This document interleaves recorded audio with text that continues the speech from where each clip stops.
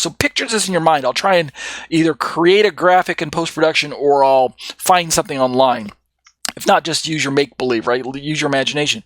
You have a believer sitting here in the middle of a room, and above the believer, off to one side, we have the concept of God, right? We have God, this invisible being, off to one side. And coming down from this invisible being is what we would identify as the Spirit of God coming to dwell in this person sitting in the middle of the room, the believer. That's the picture I want you to have in your mind. God is off to one side, and His Spirit is coming to dwell inside of this person. And yet, using verses, using what Paul says in the same verse and carrying over into verse 10, right, 9 and 10 together, we also have Christ off to the other side. Christ is definitely not God in this description. Christ is another element to this picture that I'm describing, who's off to the other side, above the believer, but off to the other side, and is not overlapped with God, but is in some way separate and distinct from God, who's on one side.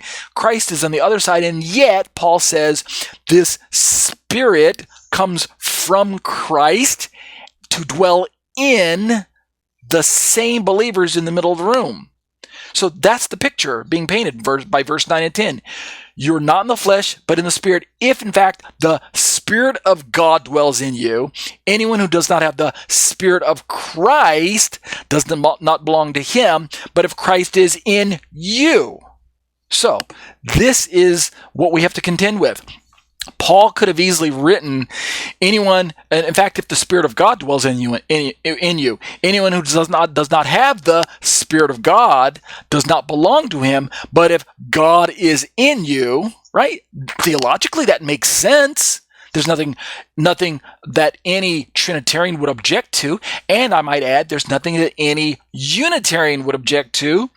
Right, or strict monotheist, right? Oneness Pentecostals, Iglesia de Cristo, Jehovah's Witnesses, Mormons, Christadelphians, Worldwide Church of God, and all these other groups that are non-Trinitarian. Of course, traditional Judaism would fall into that camp as well, but they're not even Christian. But the point being is, if Paul's talking about the Spirit of God dwelling in you, and then he says, if you don't have the Spirit of God, then you don't belong to God, but if God is in you, etc., all of that is theologically acceptable. All of that lines up perfectly with what the Tanakh teaches us about what we know about one God and the one Spirit. But hello, that's not what Paul wrote. Paul was inspired by the Spirit to pen the terms Spirit of God and Spirit of Christ and move seamlessly from verse 9, where it's the Spirit of God dwelling in us, to verse 10, where it is Christ who is in us. See what I'm saying? And all of this still doesn't negate the fact that it's the Spirit in us. Because look at this. Let's continue reading in verse 10. But if Christ is in you, not God, but Christ is in you, right? As if there's two in there, but really it's just one, but it's one and yet two, right? Remember, it's one what and three whos.